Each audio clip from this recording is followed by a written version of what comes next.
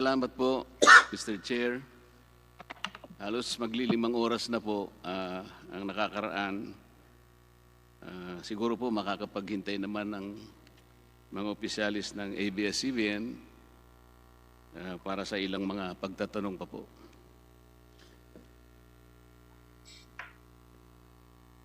Ang PDR po kasi, Mr. Chair, pag tiningnan mo sa isang kapirasong kasulatan halimbawa, kung titingnan mo, wala namang masama dito eh. Parang sa biglang tingin mo, legal ito eh.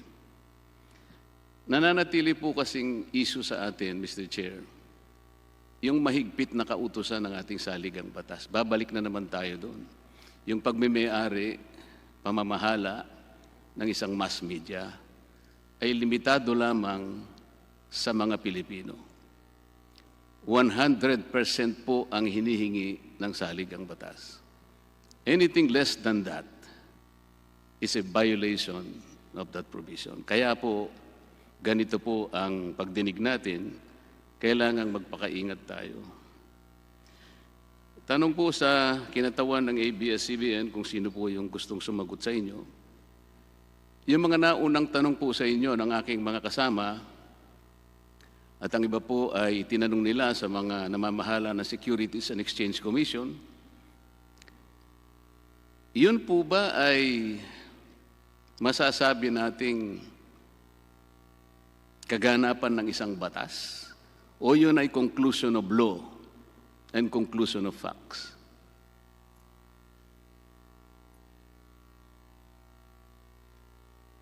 ABS-CBN.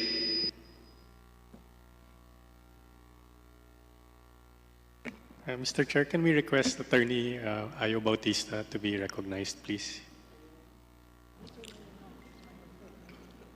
Attorney Bautista, you're now recognized. May I ask Congressman Marcoleta to repeat the question? Yun pong mga naunang pagtatanong ng mga kasama ko dito sa mga opisyalis ng ABS-CBN at ang iba po ay itinanong sa mga opisyalis ng Securities and Exchange Commission na para pong humihingi ng confirmation kung ang inyo pong mga aksyon tungkol sa mga PDRs ay naaayon sa batas. At yung iba po positibong sinabi ng SEC na walang nilalabag. Kung ang pag-uusapan po yung Securities Regulation Code at saka yung Corporation Code. Ang tanong ko po, hindi po ba conclusion of facts lang ito at saka conclusion of law? Ibig sabihin, walang isang makapagsasabi, kahit na po siguro 10 tao ang tumindig at sabihin niya na ang PDRs ay legal, ito po ay nananatiling konklusyon lamang, hindi po ba, Attorney? Hindi po. Ito po ang conclusion or desisyon ng mga administrative quasi-judicial agencies who have the jurisdiction in law to resolve these issues. Kaya mabigat po ang kanilang mga ginagawa. According to the jurisprudence po, the agencies who have the jurisdiction and authority and expertise with respect to certain matters, their word should be given great weight. Pangalawa po, meron tayong presumption of regularity and good faith. Ang presumption po ay yung mga kanilang aksyon ay valid, legal, and binding unless and until they are reversed by a higher court. So yung pong presumption of regularity, good faith, at legal compliance ay nandoon ngayon. Ngayon, pag pinanggit po kanina ni Commissioner Amato, presuming po na lumabas sa Supreme Court decision na nagkamali ang SEC sa kanilang interpretasyon ng mga control test sa Ergosa, sa Teves, at sa Roy, mag-a-apply po yung doctrine of operative fact sa akin pong palagay. Ang ibig sabihin nun, kung ang isang tao ay umasa in good faith sa desisyon o kilos ng administrative agency, he cannot be held liable for relying on such decisions and actions. In fact, in the case of Film Development Council of the Philippines versus Colon Heritage, that's dated June 16, 2015. Sinabi po ng Supreme Court na it would be ghastly unfair. Yun po ang ginamit na salita, ghastly unfair. If you will penalize people who rely in good faith on administrative rulings and decisions. Salamat po. Attorney Bautista, napakasimple po kasi ng tinanong ko. Napakahaba po ng sagot nyo. It is as if you are preaching to the choir. Ang tanong ko lamang po kung ito ay conclusion of law or conclusion of facts. Ang ibig ko lamang pong sabihin, may puwersa po ba ng batas yung halimbawa isinagot ng mga administrative agencies sa mga tanong ng mga kasama ko. Pero hindi ko na po ibibilabor yun. Ang pinaka-importante po kasi, dahil sa pinag-uusapan natin ay dalawang bagay lang. Yung po bang pagmimay-ari at saka yung pamamahala. Kasi po ang sabi po ng inyong mga kinatawan dito sa ABS-CBN, wala naman kang kapangyarihan yung mga may-ari ng PDRs na bumoto . Ang tanging ibinigay lang naman sa kanila na karapatan ay yung makakuha ng yung cash distribution. Ang totoo po niyan, nagpapakaingat pa nga sila na hindi magamit yung salitang dividend. Kasi nga, ayaw nilang masabi talaga na stockholders. They are simply holders of PDRs. Talagang inilalayo doon sa usapin na talagang walang kontrol. Ang ibig po bang sabihin, Attorney Bautista, yung po bang paghahawak lamang ng voting rights, yun lamang ang nakakakontrol sa mga aksyon ng isang kumpanya? Doon po sa decisions ng Gamboa at kay Hindi po, Roy wag na po versus ninyong ano pa yung gamboan. Tinatanong ko lang, ang ibig ba niyo sabihin, kumo ang isang PDR holder ay hindi siya nakaboto o makakaboto, ito tanggapin ko muna na hindi siya nakakaboto. Ang ibig po ba niyong sabihin, yun lamang may hawak ng boto ang nakapagbibigay ng kontrol sa isang korporasyon? Yun po ang desisyon ng Suprema, ng Korte Suprema. Hindi ko po opinion yun. Huwag po ninyong gagamitin ng Korte Suprema. Kayo lang mo po ang tinatanong ko . Ang Sang-ayon ibig, po ako sa ulitin ko po, desisyon ng ulitin ko Supreme. po. Napakasimple po nito. Pinalilitaw po kasi ng mga representatives ng ABS-CBN, wala naman kang kontrol yung mga yan . Ang boboto rito ay yung ABS-CBN Holdings Corporation. Kaya sa ganung kaparaanan, wala silang kontrol. Di ba?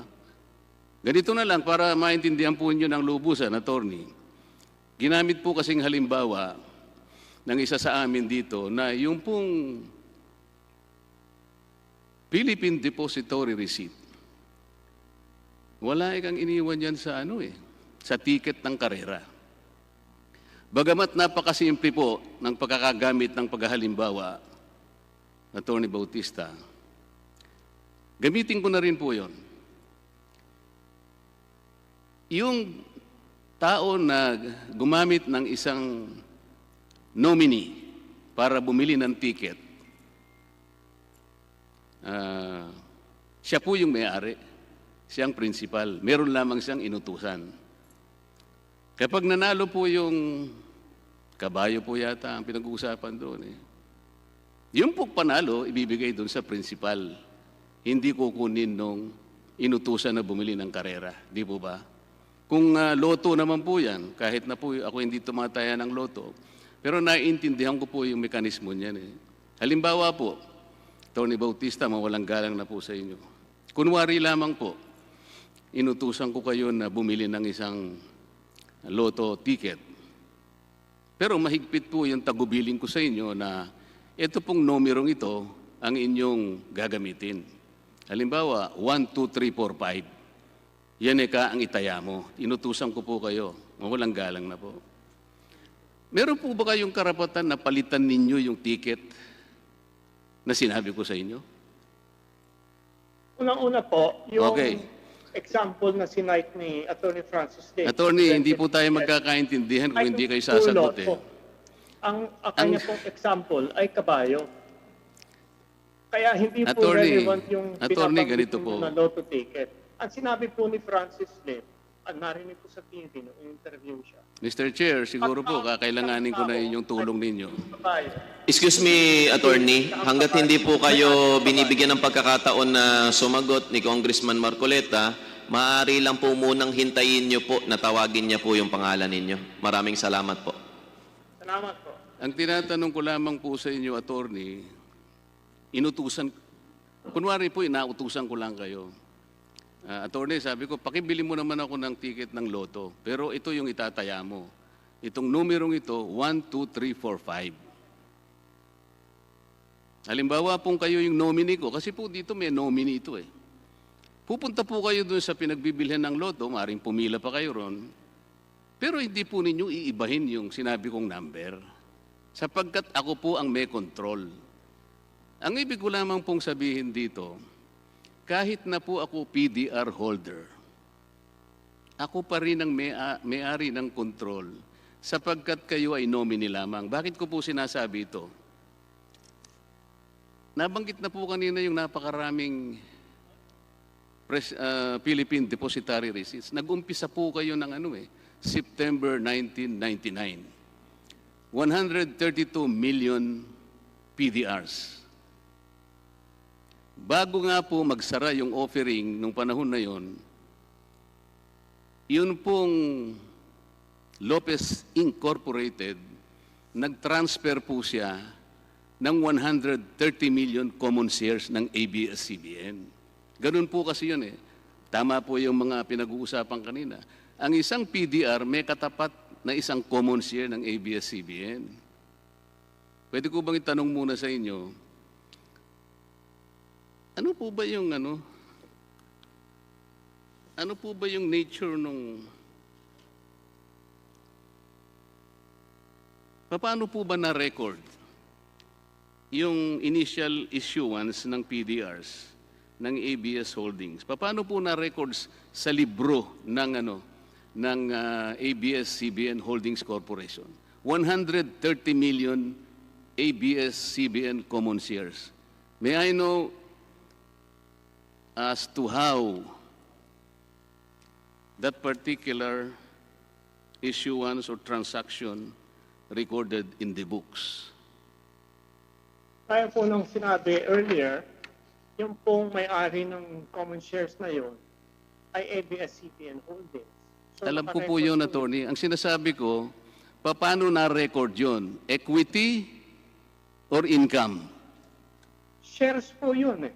Hindi po. Alam ko nga po yun. Pero ang isa pong PDR ay katapat ng isang share. Nag-transfer po ang Lopez Incorporated the same number of shares. 132 million PDRs corresponding or relating or underlying 132 million shares. Yung initial issuance po ng ABS Holdings Corporation, paano po na-record sa libro? Mr. Chairman. So, Mr. Chairman, Yes, sino po yung... Mr. Chairman, I Yes, can answer that Attorney question. Quezon.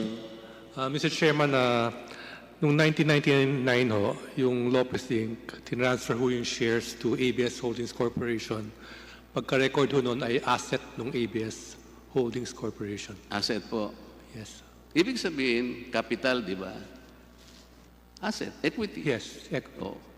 Hindi ho equity dahil Hindi po. inassign ho. Magiging ganun po yung katuturan niya. Bakit po?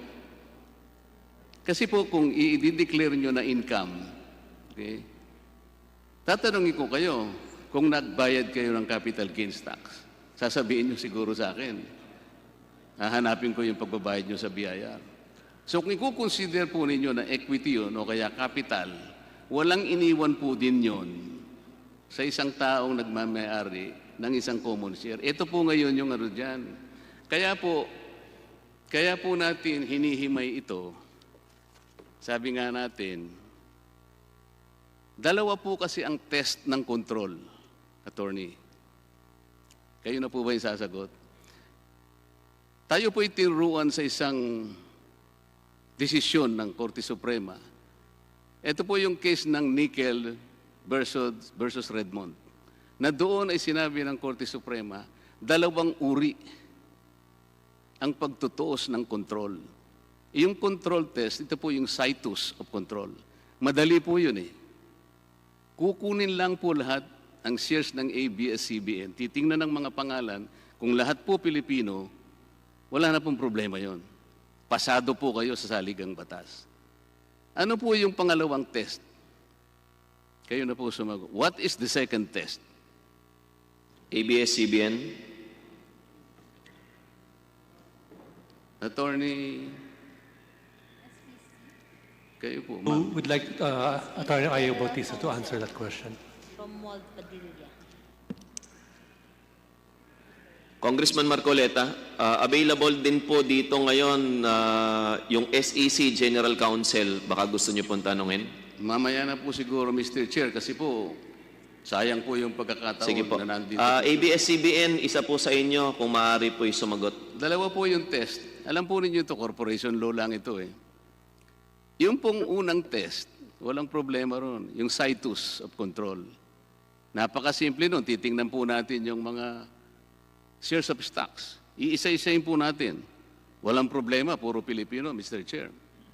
Walang sasabit doon sa 100% Pilipino. Ano po yung pangalawang test na itinuro sa atin ng Korte Suprema? Nickel versus Redmond. Hindi po nyo kabisado? Ito po yung grandfather rule. Gagamitin po natin yung grandfather rule kapag merong agam-agam. Pag merong pagdududa, kinakailangang makita sino talaga ang may-ari. Ito po yung konsepto ng beneficial ownership. Tama po ba? Ito po kasi ang pinaka-gist ng ating pinag-uusapan ngayon. Wala pong pagtatalo, ABS-CBN is a mass media company. At sa ating saligang batas, talagang mahigpit ang kautusan, 100%. Alam po ninyo, ngayon po kasi modernong panahon, modern technology, inaamin naman po natin na lumaganap ang maraming mga financial instruments. PDRs, I would admit, are innovative, creative financial instruments, kagaya po ng inyong unang pangungusap kanina, that probably suit the desires and needs, the peculiar needs of several investors. Ang nagiging problema po, kasi ganito, nung ang ating saligang batas ay na-ratify, 1978 pa po yun eh. Wala pa pong masyadong PDRs, hindi pa pong masyadong kilala. It's too far away from our time. Kayo nga po ang nagsabi kanina na kayo po ang nagpauso nito eh. Hindi po dahil sa creative ito or very innovative, hindi na kailangan nating suriin. Kasi nga mahigpit po yung tuntunin ng saligang batas. Kinakailangan merong pamantayan kung talagang ito ay hindi nakaka-circumvent ng saligang batas. Ang PDR po sa kanyang unang tingin, walang masama doon. Lalong-lalo na po doon sa mga korporasyon na hindi naman hinihingi yung 100%. Meron po kasing korporasyon, attorney, 60-40. So, meron tayong allowance sa mga banyaga, 40%.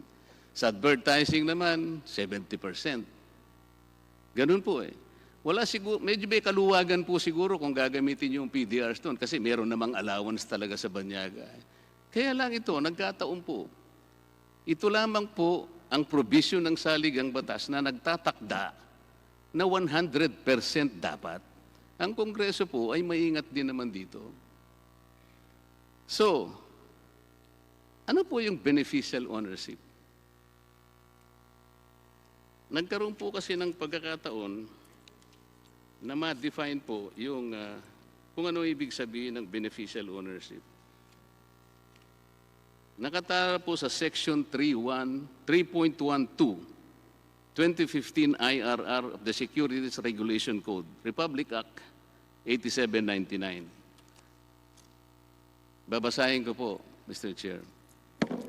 Beneficial owner or beneficial ownership means any person who directly or indirectly through any contract, arrangement, undertaking, relationship, or otherwise has or shares voting power, which includes the power to vote or direct the voting of such security or direct the disposition of such security. Hindi po totoo yung mga pahayag na na wala sa kanya yung karapatang bumoto ay nawawala na siya ng kapangyarihan. Ang beneficial owner po, nakapag-didirect siya, nakapag-i-influence siya kung paano iboto yung underlying share. Ito po ay nasa batas.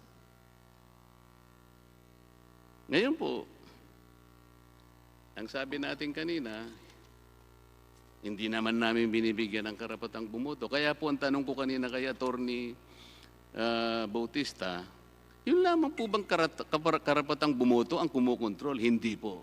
Hindi po. Bigyan ko po kayo ng halimbawa. Halimbawa po yung PDRs natin.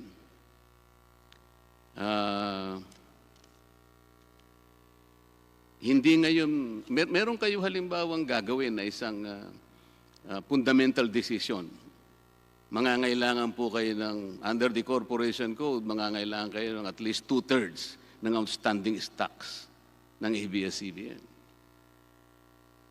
Eh kung nagkataon po yung mga PDR sa halimbawa, bigla ngayong nag-exercise ng right to dispose yung may-ari nito.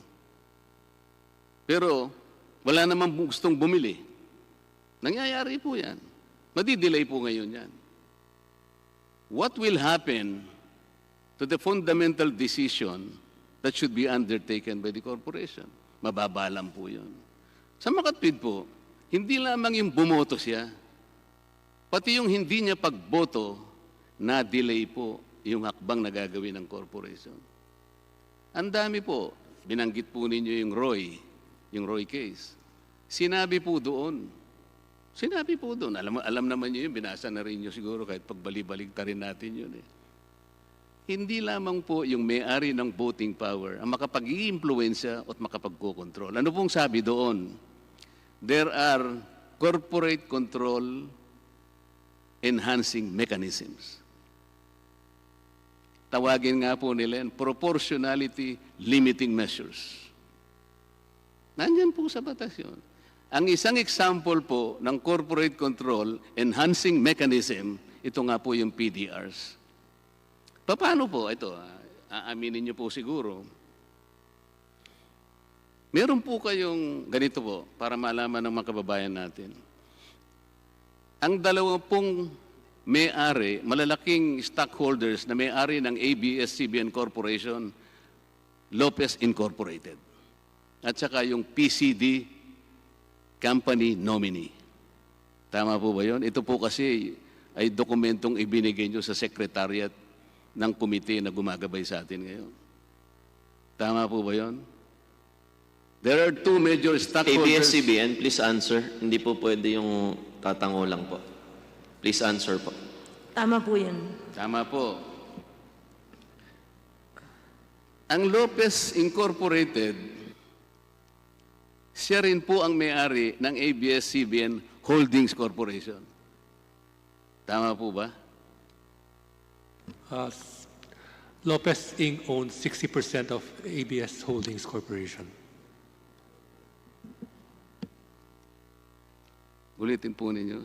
Lopez Pakiulit Inc. po. owns 60% of ABS Holdings Corporation. Yung Lopez Inc. ano po? Oo. Yung 10% naman po, yung pag-aari ni Mr. Gabby Lopez, tama po? Siya po ang treasurer at member of the board. Opo, tama po yan. 30%, hawak po ni Ginoong Oscar Lopez, Manuel Lopez, at saka Salvador Tirona. That's correct, sir. Okay. Sa Makatwid po, ang majority ownership ay nasa Lopez Incorporated ng ABS-CBN Holdings Corporation. Nagkataon po, sila pa rin ang may-ari ng ABS-CBN Corporation. Tama po ba? That's correct. Okay. Isa po sa malaking may-ari ay yung PCD company nominee. Pero doon po, sa ibinigay po ninyong mga dokumento sa aming secretariat, nakalagay lamang PCD company nominee. Pagkatapos, ang nakikita namin, majority Pilipino. Ay, ibig sabihin pa lang, doon pa lang, inaamin nyo na merong kasangkot na hindi Pilipino kasi majority Pilipino lang.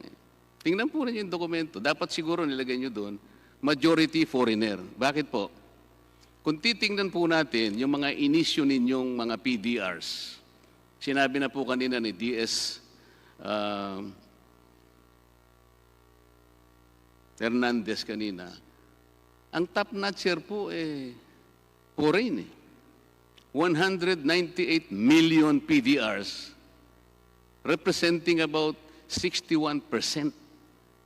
Ang susunod po, dalawa po kasi yung PCD company nominee, kaya po, yung pong dokumento ninyo nakalilito Isa pong PCD company nominee, foreign. Ito po ang kanyang representation, 61%. Yung pong PCD company, Pilipino, 36%. Paano po?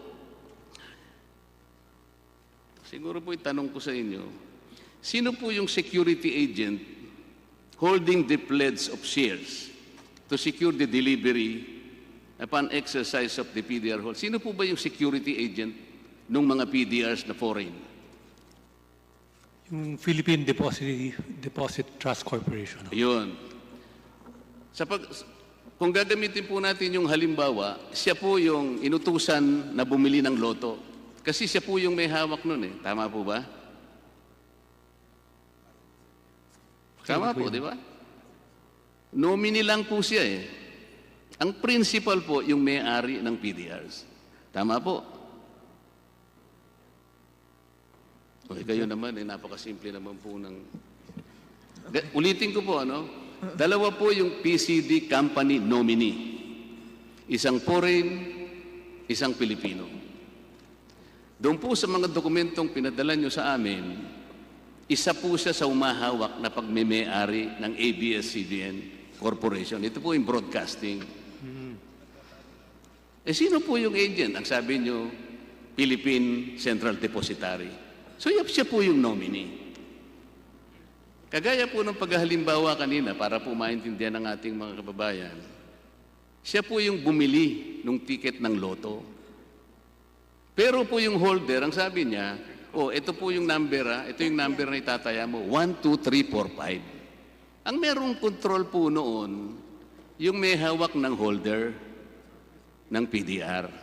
Sa makatwid, kahit siya po'y PDR holder lang, makapagdidikta po siya doon sa PCD nominee, nagkataon pong hawak po ng Philippine Central Depository. Ito pong mga tanong na ito, napakasimple naman po Nagbibigay po kasi ng agam-agam, babalik na naman po ako sa issue, talaga bang nagagamit ba natin ang PDRs para lusutan natin ang saligang batas? Sa totoo po, yung mga testimonya po ng Securities and Exchange Commission, kaya po yung pauna kong tanong kanina, attorney, hindi ba parang mga conclusion of facts lang yan? Ang tanging makapagsasabi lang kasi, kung sino talagang nagsasabi ng totoo, katapus-tapusan, ang Korte Suprema. Kami po dito, inihahayag lang namin, ang pangamba namin, baka nagagamit po ninyo para i-circumvent ang Constitution. Ang totoo po nito, kung susuriin po natin yung PDR instrument na binigay nyo sa amin, andito po, nagbigay kayo Ito po. Yung kopya ko pa nga po, sabi ko sa inyo, napakalabo, pero pinagdagan ko pong basahin. Ano po ang magdidikta kung may control ang PDRs? Yung pong binigay ninyong karapatan na nandito sa instrument. Alam po ninyo kung ilan ang binigay ninyong karapatan sa may hawak ng instrument? Napakarami po, alam po ninyo ito. Number 1, the right to delivery. Ano po bang ibig sabihin ng the right to delivery, attorney? Kung mamarapatin niyo po, pwede po ba akong sumagot? Opo, kung sino mo pong gustong sumagot sa Okay. inyo. Yung right to delivery po, ang ibig pong sabihin nun, kung ayaw nyo na pong hawakan ng PDR at kayo ay Pilipino, pwede pong ilipat sa inyo yung shares ng ABS-CBN Broadcasting Company. Kasi kasama po yun ng mga binili nyo. Meron po kayong deposit kung gusto nyong i-exercise kasi hindi naman po kayo pwedeng pilitin na maghawak ng PDRs hanggang sa huli. Kung gusto nyo hong i-convert yun into shares, then i-deliver po sa inyo yung ABS-CBN common shares. Dalawang bagay po kasi yun, attorney. Kung Pilipino po, kaya niyang hawakan. Kung Opo. hindi po siya Pilipino, hindi niyo ibibigay sa kanya sapagkat isa sa kondisyon ng PDR. Tama po yun. Pero Kaya ang po- hindi po ninyo niliwanag, yun pong foreign holder, meron siyang karapatan na mag-designate ng Filipino person. Tama po? Wala pong ganun sa aming PDR instrument. Kung siya po ay banyaga, ang kanya pong right is ipabenta yung shares para ang matatanggap lang niya ay yung proceeds ng shares. Cash po ang kanyang matatanggap. At kung pwede pong sumagot dun sa una niyong tanong, Sandali po. yeah, dalawa po yung listahan ng mga na sinubmit. Sandali po. Ang sabi po ninyo, wala po sa instrument ninyo na kapag ka foreigner ay hindi siya makapag-a-appoint ng isang Filipino person na maging nominee niya? Wala Wala po. pong ganun. Wala pong Kung ganun. sakali pong maipakita ko sa inyo na nasa inyo pong instrument, kung sakali lamang po, Sige po.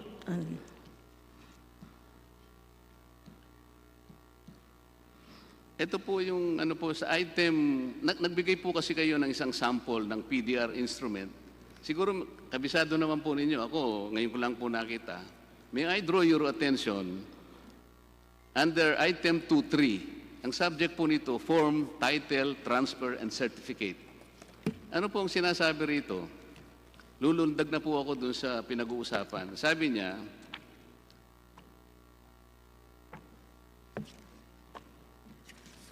andali po, hindi po pala yun. Nagsamali ako. Dito po sa page 29 po, nung prospectus ninyo accompanying the statement. Ano po? Meron po kasi kayong ABS-CBN 2014 registration statement. Kasama po yon ay yung prospectus. Sa page 29 po ng prospectus na yan, ganito po yung sinasabi. Each PDR is exercisable upon payment of the exercise price of 10 centavos and will entitle the PDR holder as permitted by Philippine law to either delivery of, ayun po, or sale of the payment of proceeds from the sale of one share. Of the issue price, 43.125 shall be treated as a deposit and shall apply towards payment of the relevant share upon exercise of the PDRs. Ito po yung kasunod. Delivery of shares to non-Philippine person is not permitted. Therefore, on exercise of the PDR, the underlying shares will be delivered only to the Philippine persons designated by the holder or otherwise sold on its behalf in the open market. Binigyan po niyo siya ng kapangyarihan na mag-designate ng non-Philippine ng Philippine person. Pag sinabi mo pong Philippine person, attorney, pwedeng individual, pwedeng corporation. Bakit ngayon tatalikuran ninyo na sinasabi ninyo wala siyang karapatang mag-designate? Ito po yung napakalaking kapangyarihan na binigay nyo sa kanya. Magiging isang instrumento po ito para i-circumvent ang saligang batas sa dami po ng kapangyarihang binigay ninyo. Kung babasahin po ninyo itong instrument na binigay nyo, ang title nga po nito ito po, Philippine Deposit Receipt Instrument, ABS-CBN Holdings Corporation. Dito pa nga po, may karapatan po yung holder. Mr. Chair, naririnig po ninyo? Siguro po mamaya na po kayo Hindi po. mag-confer ng note. Para po, Pagpaumanhin niyo po. ganito po. Hindi nga, nakita nyo po, meron. So, sa makatwid, tama po ako. Meron pong nakasulat nga dito. Oh, meron po pala, no? Mabuti po. Dapat po tinitingnan. Ako ngayon ko lang nakita po eh. Pero kayo, kayo po nagpasimula nito, dapat alam po ninyo ito. Opo. Ngayon, nasa na ba ako? Isa pa pong kapangyarihan na binigay ninyo sa may-ari ng PDR. Binigyan po ninyo siya ng kapangyarihan na sa English po kasi, to vary and modify the rights of the holder. Ito po yung talagang nakapagbigay sa akin ng iba yung parang pagkabahala. Bakit po ganun? Nakalagay rito, by way of an extraordinary resolution, the PDR holder can vary and modify their rights depending on several eventualities. Ito po ba sinuri ng Securities and Exchange Commission? Kanina po, yung mga tanong ng mga kasama ko, in-approve pala ng Securities and Exchange Commission. Ibig sabihin, pag in-approve yan, talagang may primary jurisdiction, ganito po yan. Ang ibig po ba niyong sabihin, attorney, nung in-approve po ng Securities and Exchange Commission, tiningnan din po ba niya kung yung PDR ay maaring nakapag-circumvent ng saligang batas? Tiningnan ba ng SEC po yun? Yun po ba yung inyong assumption? Yan po ang aming assumption kasi lahat po ng mga dokumento at lahat ng mga requirements, pati po yung PDR instrument at lahat ng kailangan i-disclose, dinisclose naman po namin sa I see. Securities So and yun po Exchange Commission. yun po yung assumption ninyo. Yun po. Ngayon, yung po kasing pagbabari or modification of rights upon the existence of some eventualities or contingent conditions, mangyayari lamang po yun pagkatapos na approvein yung PDR para i-offer na ninyo. So, lalabas po dito, hindi kailanman malalaman ng Securities and Exchange Commission kung ano yung mga rights na babaguhin at ano-anong mga conditions na magti-trigger kung bakit binago yon. Wala na pong alam doon ang Securities and Exchange Commission. Hindi po niya kontrolado yon. At ang Securities and Exchange Commission po ay hindi isang korte na sasabihin niya, ito hindi makalalabag ito sa saligang batas. Meron po ba siyang ganong kapangyarihan, attorney? Na pag nung makita niya, ang totoo po nito, alam po niyo yung kasagutan eh. Ano po ang in-approve? Ang in-approve po nila sa inyo ay yung actual na pagbebenta ninyo ng Philippine Depositary Receipts. Wala pong kinalaman doon yung determination kung meron man, kung ito'y nakalabag sa saligang batas. There was no determination on the part of the Securities and Exchange Commission to look into whether or not some kind of circumvention has been done. Why? Hindi po kasi trabaho ng Securities and Exchange Commission yun eh. Sukat na, ma-erestro nila, nailagay po sa tamang mga requisite na hinahanap ng Securities and Exchange Commission, sabi niya, okay na yan. Pero hindi po niya titingnan. Hindi siya lalabas sa 4 na sulok ng PDRs na yan para lamang sabihin sa inyo, constitutionally, tama po ito. Wala pong ganon. Ang totoo po niyan, attorney, kung halimbawa naniniwala kayo sa assumption ninyo na tama lahat ito, nakita lahat ng Securities and Exchange Commission. Pero, kayo na rin po siguro ang dapat na tumingin dito sa inyong mga dokumento. May mga disclaimer po. Ito po. Doon pa lamang po sa Securities Regulation Code, ang sabi niya, Section 12, the Securities and Regulations Code, ito po, 12.7, Madam. Any untrue statement or fact, ulitin ko po, any untrue statement of fact or omission to state a material fact required to be stated herein or necessary to make the statement therein not misleading shall constitute fraud.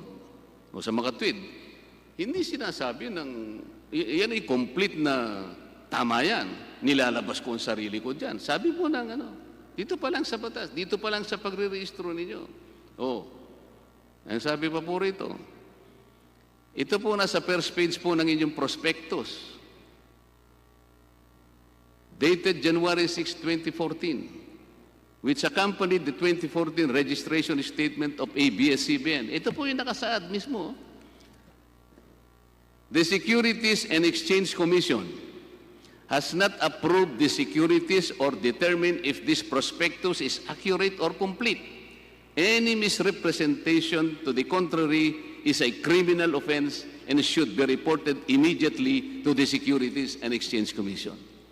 Bakit po merong disclaimer na ganito? Abay, nilalabas din siyempre ng Securities and Exchange Commission ang sarili niya. Maring nagkamali siya. Tama po ba, Attorney? Kung pwede ko po lang hong linawin. Yung pong... Hindi, tanong ko po sa inyo,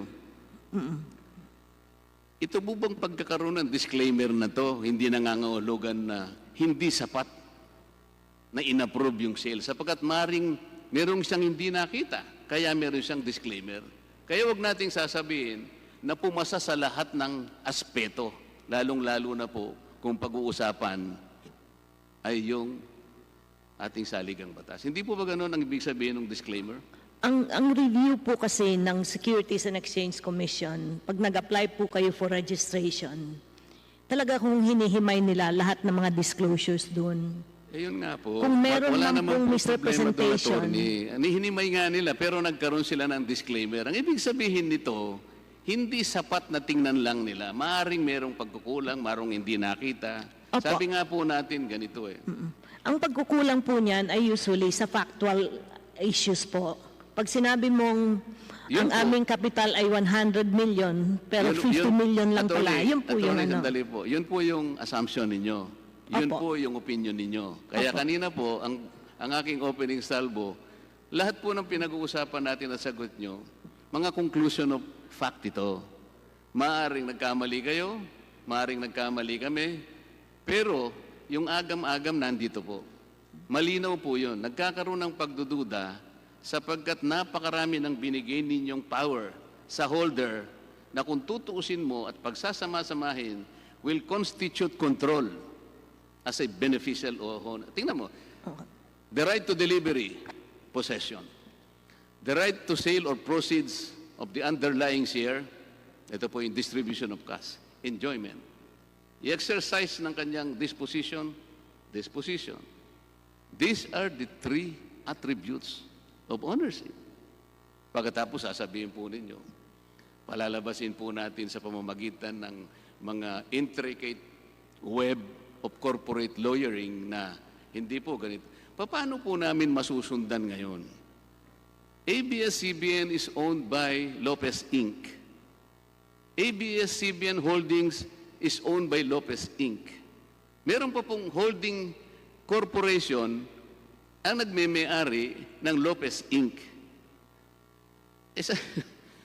Saan po natin hahanapin lahat itong PDRs na ito kung napakarami po ninyong holding corporation? Tingnan po ninyo. Pwede po bang sumagot? Sandali po. Ito po yung... Ang Lopez Inc. ngayon ay pag-aari na naman ng isang holding companies of Mr. Eugenio Lopez Jr., Oscar M. Lopez, Manuel Lopez, Presentacion Lopez, Sinakis. 4 na kumpanya na naman po ang may-ari na naman ng Lopez Inc. Isa po ay Creslo Holdings Corporation, majority Filipino. Ito po yung sinabit ninyo sa Secretariat.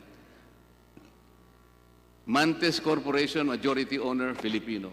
Tigto 29.10% po itong dalawang ito. Dito pa lamang po, makikita na po yung pag-aalinlangan. Bakit majority Filipino? 29.1%, dalawa. Paano? Yun sa PCD, hindi na nga nyo po may papaliwanag eh. Sino po ang boboto nung hawak po ng PCD Corporation nominee foreign? 198 million PDRs constituting 61%. Sino po ang boboto nung underlying shares nun? Okay. Kung pwede pong bumalik doon sa PCD nominee, dalawa po yung listahan na isinubmiti namin. Yung isa pong listahan, ang listahan ng shareholders ng ABS-CBN Broadcasting Company. Kung makikita niyo po dyan, wala pong PCD nominee na non-Filipino. Yung isa pong listahan, yun po ang listahan ng PDR holders. Kaya po merong PCD nominee kasi po yung shares nakadeposit sa kanila at nagbenta ng mga PDRs both to Filipinos and non-Filipinos. So ang restriction po natin is on the mass media company. At yung sa mass media company, kung titignan niyo po ang listahan, lahat po yan ay Pilipino. Yung sa list ng PDR holders na nakadeposit sa PCD nominee, meron ho yan foreigners. Wala naman pong diskusyon na walang foreigners na naghahawak ng PCD at ng PDRs. Kasi po yung PDRs, yung amin pong ine-explain kanina, it's a financial instrument. Wala po silang ownership sa mass media company. Alam po ninyo, attorney, ganito po yun eh. Kahit na po sabihin natin 1,000,000 beses na wala silang ownership, konklusyon pa rin po yun. Ang mangyayari po nito, kanina ko pa po tinatanong, ano po yung kasaysayan ng 198 million PDRs na hawak po ng foreign?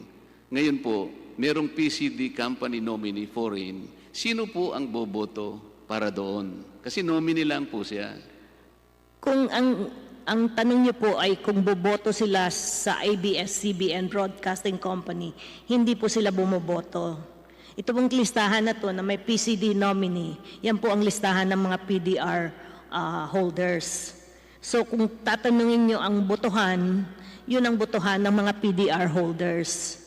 So wala pong kinalalaman yun sa ABS-CBN Broadcasting Company.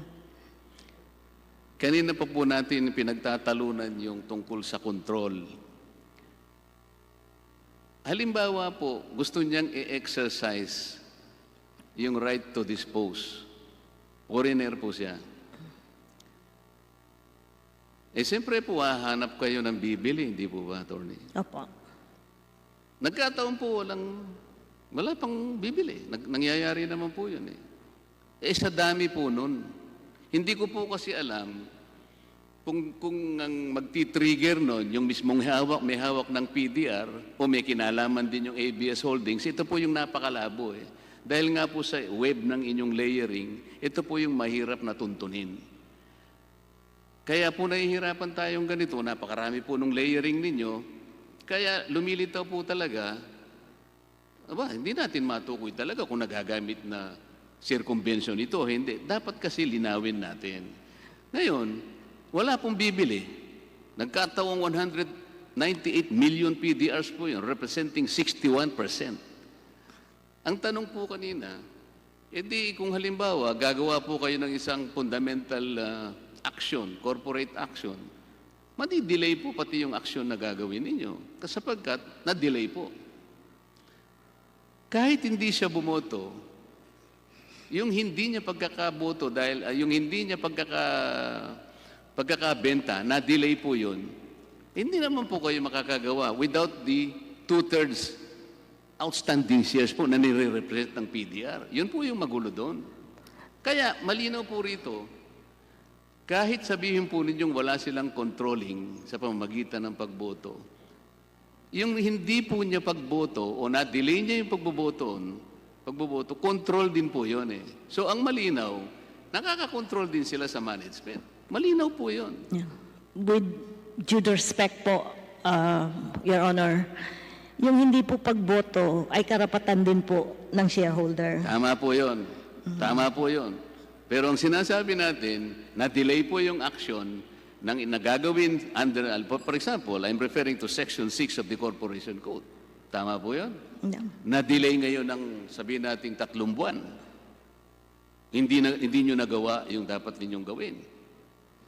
Hindi po ba nakontrol niya? Nakontrol niya. Kasi maaaring, ito po yung medyo mahirap po. Ang tinatanong ko kanina, sino po yung security agent? Sabi po ninyo, yung PCD.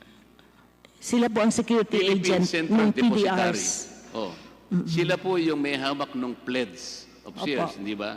Para ma-secure po yung delivery upon the exercise, di ba? Ano po yung nature at saka extent ng obligasyon ng security agent? Yung security agent po ay siya lang naghahawak ng shares na underlying the PDRs. Ang ibig po ninyong pagbibenta sabihin, ang ibig niyo sabihin, walang impluensya po yung may hawak nun? Wala po, kasi wala man po silang karapatan na mag-influensya. Sila lang po yung nagkustodiya ng mga shares of stock para din ho protektahan naman ang PDR holders. Kasi kung yung shares naman madidissipate, mawawalan po din ng rights ang mga PDR holders. Sa panahon lamang po yun. Deputy Speaker Marcoleta, pwede po bang ibigay nyo na po ang inyong huling katanungan para po mapagbigyan ng daan yung linya po ng pagtatanong ng susunod natin na magtatanong na si Congressman PD Barsaga? Sabi po ni Congressman PD, bibigay po niya sa akin yung panahon niya. Umiiling po si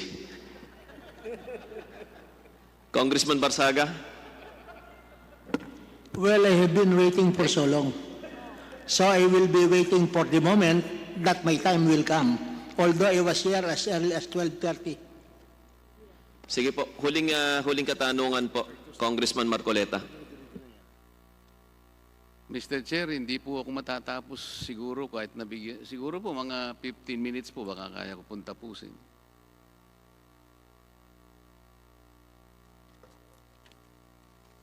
Mr. Chairman, in as much as I also have some questions, but I yield to the Honorable Marcoleta.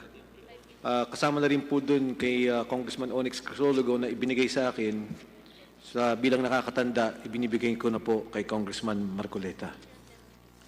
Maraming salamat, Vice Chairman Mark Defensor. Additional 10 minutes para kay Congressman Marcoleta. Salamat po, Mr. Chair. Salamat po, Congressman Mike Defensor.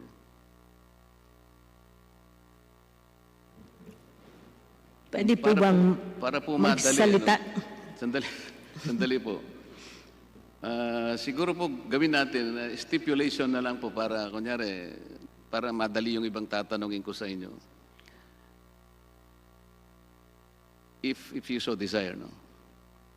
As of October 16, 2019, Mr. Chair,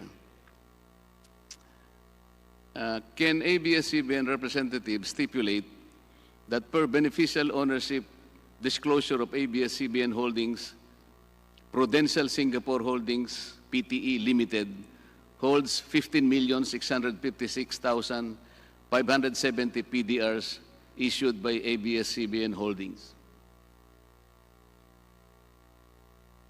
Mr. Chairman, we have to check the records. We can just give. I-check po ninyo. Oh, yes, sir. Salamat po. Mr. Chair, can ABS-CBN also stipulate that in May 2013, Mercury Media Holdings Limited, an affiliate of the Capital Group companies, acquired PDRs issued by ABS-CBN Corporation from Marathon Asset Management LLP, costing some 2.3 billion pesos. ABS-CBN? We'll check again the figures, Your Honor. Siguro po, Mr. Chair, paano check po ninyo? Paano kung na-check po ninyo? Yes na po ang sagot? Yes, Your Honor. Sige po. Mr. Chair, will ABS-CBN also stipulate further that in June 2013, a U.S.-based fund, Capital International Private Equity Fund, acting through Mercury Media Holdings Finance, subscribed to some 2.5 billion pesos worth of PDRs from ABS-CBN Holdings. Mr. Chairman, we'll also look at the figures and verify it and then certify. Yung pong mga i-verify nyo, kailan nyo po matatapos i-verify? Can you verify it today? Baka may hirapan ho kami today. It's already 7. Okay. Kung hindi po kaya ngayon, Tomorrow's a holiday. kahit po matapos itong round of questioning natin tungkol sa PDRs, papayagan po ng chairman ng joint committee ito na bigyan ng 1 o 2 minuto si Congressman Marcoleta para naman sagutin nyo yung kanyang mga katanungan na hindi nyo po masagot ngayong gabing ito.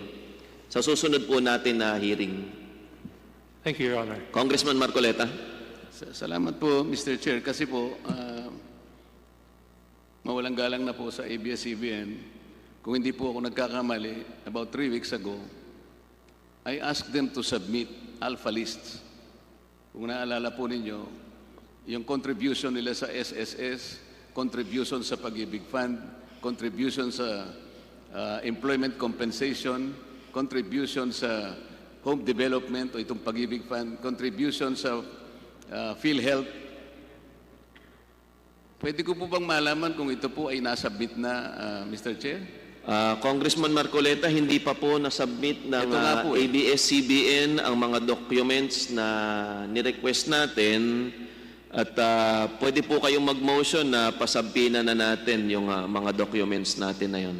Pwede po nating gawin yun, pwede rin nating hindi gawin sapagkat alam naman natin kung talagang katotohanan po yung kanilang gustong malaman. Dahil sa palagi po nilang sinasabi na 11,000 ang kanilang mga regular employees, yun lamang po kasi ang makapagpapatunay kung sino talagang nagsasabi ng totoo, kung 11,000 o hindi 11,000. 3 linggo na po kasi yun, Mr. Chair.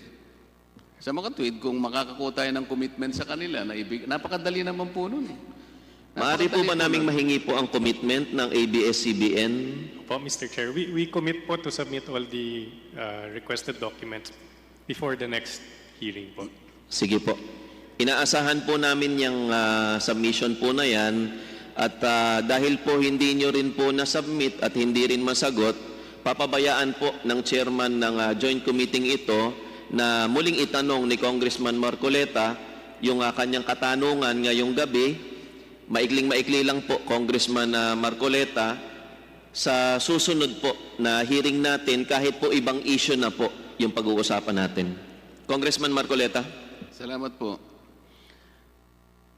Sinasabi po ninyo kasi na palaging walang control. Hindi naman kami nagbenta, hindi namin binigay ang ownership sa mga foreign holders ng mga PDRs. Pero kung tutuntunin po kasi yung mga dokumento nyo, halimbawa ito pong ABS-CBN Holdings Beneficial Ownership Disclosure dated October 28, 2019. Ito po yung admission ninyo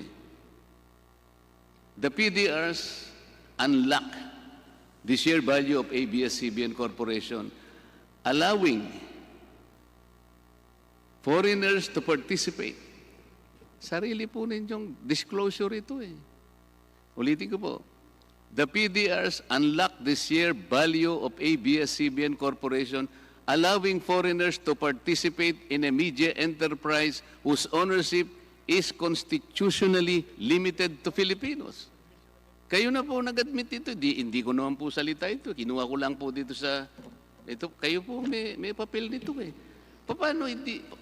Nandun po yung pagdududa. Nandito po yung agam-agam. Di ko po sinasabing ako po yung tama.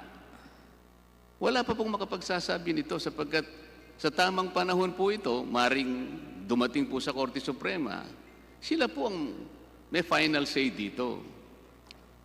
So, isa-isa po pinakikita ko sa inyo, inarmasan po ninyo yung PDR ng napakaraming kapangyarihan na kung saan manggagaling po yung kontrol hindi ko naman po kayo masisi. Siguro wala naman pong bibili na PDR sa inyo kung hindi naman sila bibigyan ng ganitong mga karapatan. Ganun din po yun Ginamit po nyo yung PDR para tumaas po yung share. Ang problema, it will also achieve the twin evil na you are allowing also the foreigners to participate in a media enterprise whose ownership is constitutionally limited to Filipinos. Kayo po nagsabi nito. Hindi po ako. Ganito po, Mr. Chair. Ang ano po kasi, ang ABS-CBN is a publicly listed corporation. Tama po yun, attorney, di ba? Tama po. Kapag publicly listed company, nakapagbebenta po kayo ng mga shares sa ating mga kababayan. Tama naman po yun, di ba? Tama po. Ito naman po ay isang legal na pasilidad na ipinagkakalob ng batas. Kung sana po, naging yun na lamang sana yung ating paraan. Ang nangyari po kasi, bigla ngayong in-introduce nyo yung PDRs. Naintindihan ko na po because we should be able to take advantage of modern technology. And in the new financial market, we should be able to introduce creative and innovative financial instrument that would probably meet the peculiar needs of investors. Talaga pong ganun eh. Pero sabi ko nga sa inyo, kung hindi po sana kayo mass media company na ang tuntunin ay napakahigpit, halimbawa po, si Congressman Michael Defensor, meron po siyang napakalaking kumpanya na nagtitinda ng taho. Ano po yan, 60-40 ang ano dyan. Talagang papayagan po yung pagmimay-ari ng PDR. Kahit mag-issue po siya ng PDR, hindi ko na po siya kukwestiyonin. Malayo ko na po siyang questionin siguro, ma'am. Kasi meron po talagang porsyento na inilalaan ng batas. Kaya lang ito po, ang test po natin dito, whether or not yung paggamit po nating PDRs ay maaring nakalalabag. Ito po yung pinakapunto ng usaping ito. Kung sana po yung nagbebenta na lang kayo, malinaw na malinaw po yung unang test, yung control test, situs of control. Malinaw po, puro Pilipino eh. Masisino pa nating lahat. Pero kung PDRs po, Amerikano po halimbawa, Aleman, British, paano po natin, kahit na po magkahiwalay yung listahan natin, ma'am, o sige, meron kang PCD company Pilipino, meron kang PCD company foreign. Paano po ngayon matutuntunan ni Kong Boying Remulla kung yung pong foreign na yun, ibininta niya sa kabilang, wala na po tayong matutuntun doon. Ito yung napakahirap. So, maski po yung saligang batas, hirap po na tuntunin kayo sapagkat napakarami po ninyong ginamit na kaparaanan. Hindi ko naman po sinabing sinadya ninyong itago, pero ganito po yung nangyayari. Kaya po humihirap. Kasi po ang PDR, isang makabagong instrumento. Alam naman po ninyo na there are regulatory gaps in our present system. Tanggapin ninyo o hindi, kung minsan po, yung mga batas natin hindi makahabol sa bilis ng technology. Ang isa pong halimbawa, ito po. Ito pong conditional access system na binigay sa ABS-CBN Corporation para makapagpalabas po kayo sa pamamagitan ng cable. Ang sabi po ng NTC sa inyo, huwag muna kayong gagamit, sabi niya, ng isang cable channel hanggat hindi kami nakagagawa ng kaukulang tuntunin para i-regulate ito. Sinulatan po kayo ng NTC. Pero sa kabila po nun, pinagwalang bahala ninyo, tinuloy pa rin ninyo, ano po ang gusto kong palabasin? Nauhuli po yung talagang gano'n po napakabilis ng technology eh. So, maski dito po, mabilis po yung pag-create natin ng mga financial instrument, hindi makahabol ang ating regulatory system. Yun po yung nagiging dahilan, kaya nagkakaroon kami ng pananaw na nagagamit po ninyo ang PDRs sa paraan na nababiolate po ninyo ang ating saligang batas.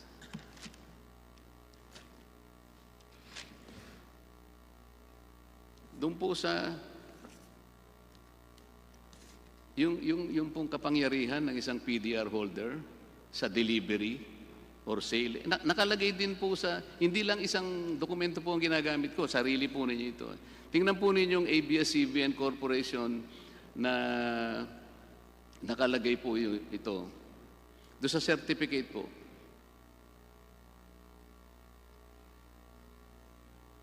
Nakalagay po sa PDR certificate ito mismo eh.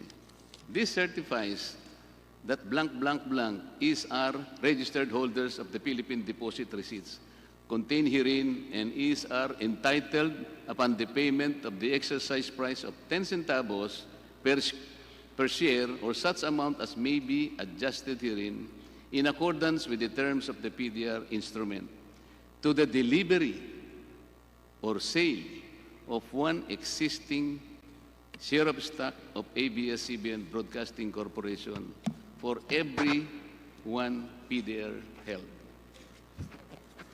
Yun po ay possession, di ba?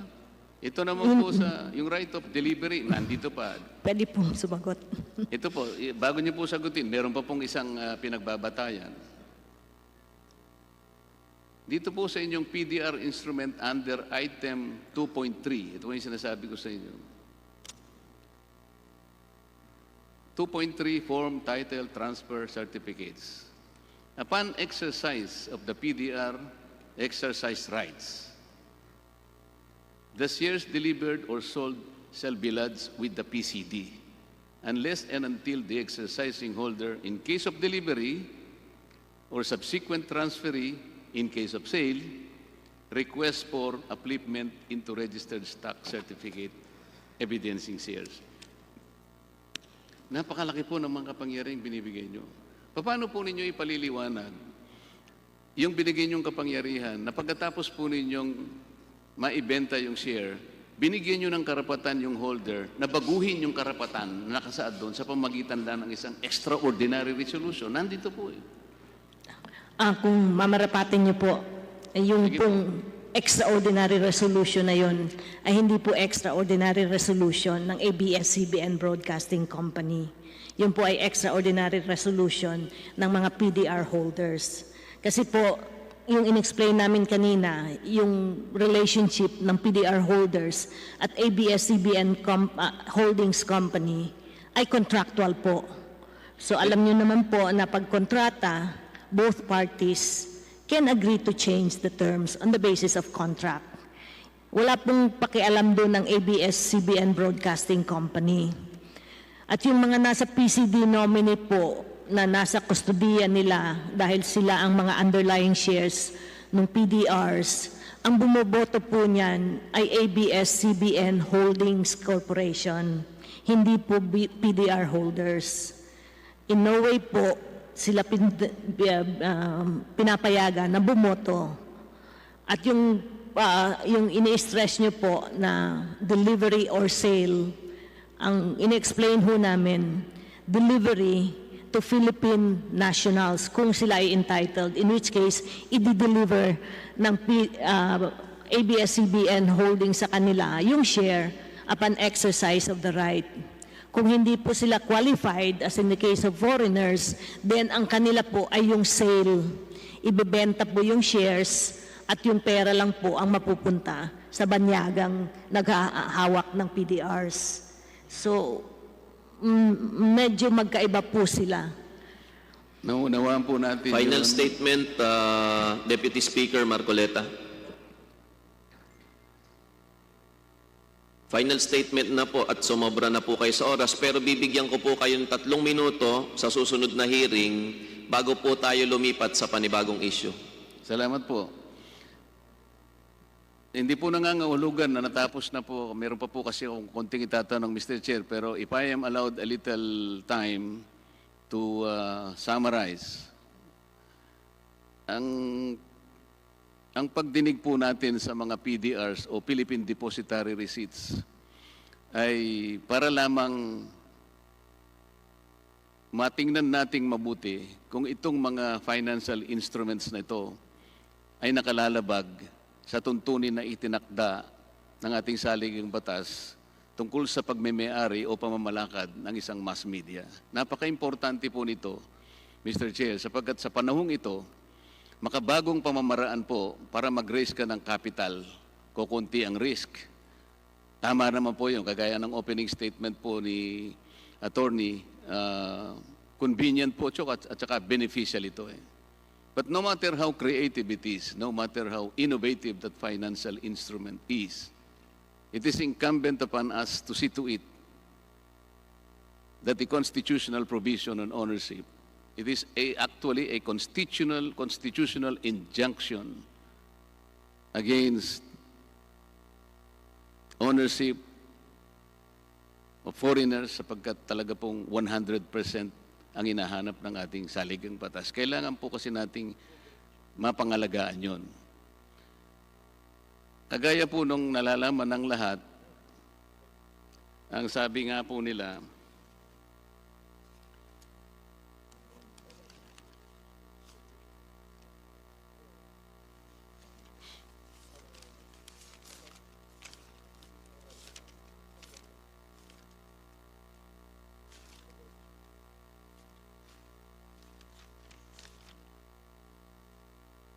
meron po kasing prinsipyo sa batas, Mr. Chair. Alam naman po siguro ng mga abogado ng ABS-CBN, meron tayong Latin maxim on this particular subject matter na maaari natin gamitin. Cuando aliquid, sabi niya, ex prohibitor ex directa, prohibitor as per aliquum. Sa English po, sabi nila, what cannot be legally done directly shall not be done indirectly. Sa Tagalog po, Mr. Chair, kayo naman po ay taga-Bulacan. Pagpasensyahin nyo na po yung Tagalog ko, pero ililiwat ko po sa Tagalog, alang-alang po sa ating mga kababayan. Ang hindi mo magagawang